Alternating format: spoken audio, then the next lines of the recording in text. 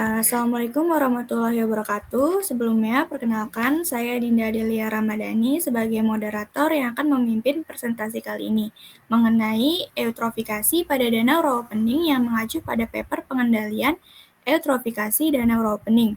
Tentunya dalam presentasi ini saya tidak sendiri. Saya bersama Nadia Afina Indira dan Suban Asidik sebagai presenter kita pada kali ini, serta Muhammad Adi Nugraha sebagai Ketua Kelompok 2 dan Linda Fibriani sebagai notulen dalam diskusi kelompok. Seperti yang kita ketahui bahwa eutrofikasi adalah proses peningkatan nutrien yang telah melebihi daya tampung dan daya dukung perairan tersebut. Kondisi eutrofikasi biasanya diawali dengan perubahan kualitas fisik dan kimiawi air, kemudian diikuti dengan perubahan secara biologis yang sifatnya cenderung merugikan, yaitu terjadinya blooming algae dan makrofita akuatik yang mengganggu pemanfaatan waduk atau danau dari berbagai sektor seperti sektor pariwisata, kesehatan, dan ekonomi. Untuk membahas lebih lanjut mengenai eutrofikasi pada danau rawapening, kita akan masuk pembahasan yang pertama, yaitu penyebab terjadinya eutrofikasi pada danau rawapening yang akan dijelaskan oleh Indi. Kepada Indi dipersilakan. Baik, terima kasih Dinda. Jadi di sini saya akan menjelaskan hasil diskusi kami mengenai penyebab terjadinya eutrofikasi pada danau rawapening. Yang pertama ada limbah penduduk. Potensi beban pencemaran limbah penduduk dihitung berdasarkan jumlah penduduk yang bermukim DTA danau. Jumlah penduduk yang bermukim di DTA Danau Rawapening sebanyak 310.384 jiwa dan koefisien timbulan beban pencemaran per jiwa yaitu 3,8 gram orang per hari. Beban pencemaran per jiwa sehingga potensi beban total P yang masuk ke Danau Rawapening yang berasal dari limbah penduduk sebesar 431 ton per tahun. Yang kedua ada limbah sawah. Potensi beban pencemaran air limbah sawah dihitung berdasarkan jumlah luas sawah dan jumlah musim tanam. Jumlah musim tanam dihitung 2 kali setahun. Koefisien timbulan total P limbah sawah yaitu sebesar 10 kg per hektar musim tanam. Sawah yang terluas pada DTA Rawapening terdapat di Kecamatan Tuntang. Setelah itu ada limbah ternak. Berdasarkan data statistik Kabupaten Semarang tahun 2014, jumlah ternak besar dan kecil yang ada di DTA Danau Rawapening berturut-turut sebanyak 572.353 ekor dan 120.224 ekor. Koefisien timbulan total P dari limbah sapi, potong sapi, perah, kuda, babi, domba, kambing, dan itik berturut-turut sebesar 31,39. Dan yang terakhir adalah kegiatan Karamba Jaring Apung atau KJA. Danau Rawapening juga digunakan untuk lahan budidaya ikan menggunakan KJA. Kegiatan budidaya ikan menggunakan KJA membawa konsekuensi bahwa banyak pakan yang tidak dimanfaatkan oleh ikan-ikan peliharaan dan akan jatuh ke pasar perairan. Menyatakan bahwa sisa pakan dalam bentuk kotoran ikan akan jatuh ke perairan sekitar 50% dari pakan yang diberikan. Setelah itu, kita akan membahas poin yang selanjutnya.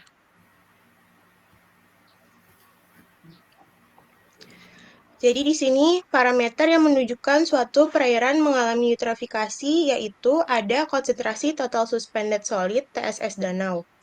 Lalu ada konsentrasi biological oxygen demand. Ada juga konsentrasi chemical oxygen demand. Konsentrasi total P atau fosfor dan konsentrasi total bakteri coliform. Konsentrasi logam Pb timah.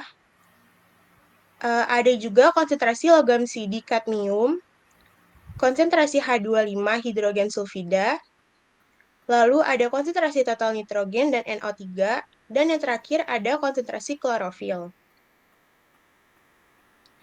Setelah itu, saya akan membahas juga dampak positif eutrofikasi di Danau Rawapening. Yang pertama adalah hasil panen batang eceng gondok dapat dimanfaatkan menjadi bahan baku kerajinan tangan. Lalu yang kedua, sisa panen eceng gondok dapat dijadikan pupuk organik. Sisa-sisa daun yang telah dipanen batangnya akan dibuang begitu saja ke dalam danau, maka akan membusuk dan mengendap di danau menjadi tanah gambut. Lalu yang ketiga adalah batang eceng gondok dapat dijual kepada pengepul sehingga dapat meningkatkan perekonomian petani eceng gondok. Lalu presentasi ini akan dilanjutkan oleh Subhan Asidik.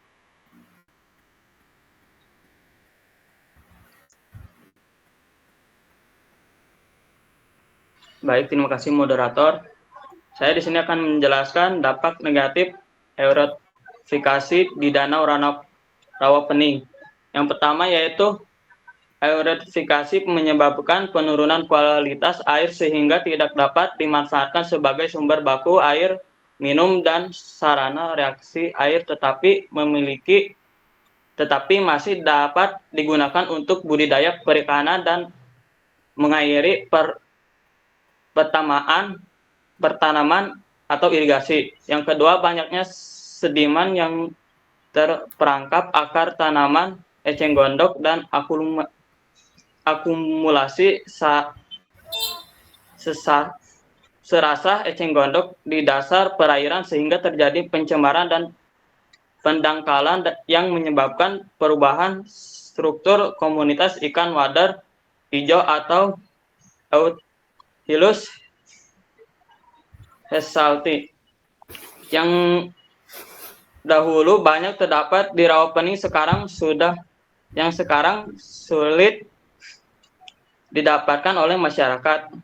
Yang ketiga, menyebabkan fungsi ekosistem perairan, perekonomian dan kesehatan masyarakat terganggu.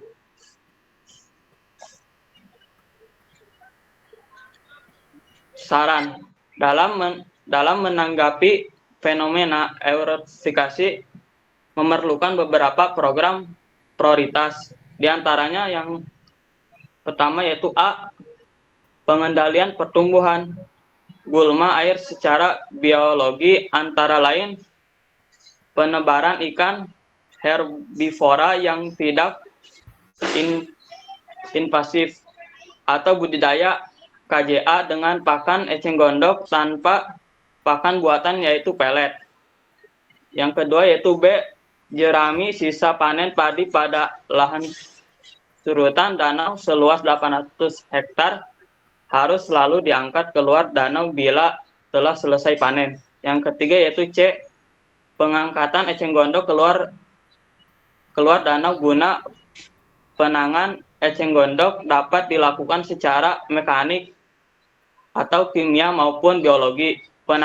Penanganan secara biologi dengan dampak lingkungan paling kecil yaitu dengan menggunakan ikan koan. Yang kedua itu penanganan eceng gondok secara mekanik dapat dilakukan secara kontinu melalui pemberdayaan masyarakat, melalui pemanfaatan eceng gondok untuk kerajinan, pupuk organik, biogas, dan pakan ternak. Yang keempat yaitu D. Melakukan konservasi lahan di daerah tangkapan air, khususnya di daerah yang mempunyai nilai-nilai rawan longsor tinggi. Yang kelima yaitu E. Mitigasi danau eutrofik dapat dilakukan dengan pengurangan nitrogen dan fosfor perairan melalui pembuatan framework dam di inlet.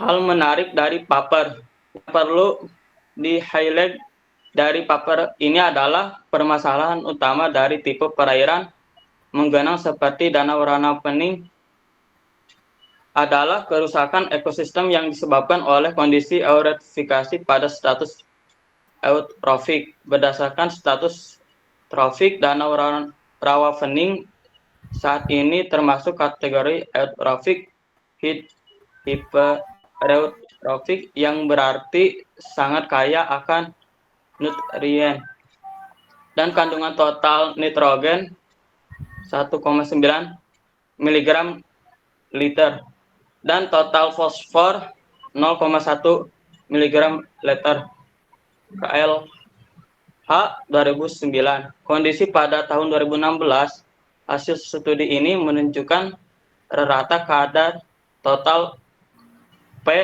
yaitu 0,274 mg liter dan rata total N yaitu 2000,312 mg liter yang menunjukkan kondisi yang buruk yaitu hipertrofi. Kondisi inilah yang menyebabkan pertumbuhan tidak terkontrol atau blooming dari tumbuhan air seperti eceng gondok, Heridla dan Sylvia serta plankton.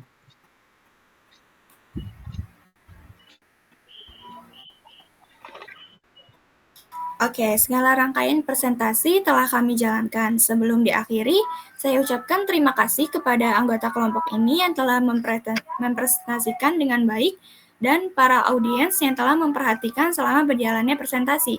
Dengan ini, presentasi akan saya tutup. Wassalamualaikum warahmatullahi wabarakatuh.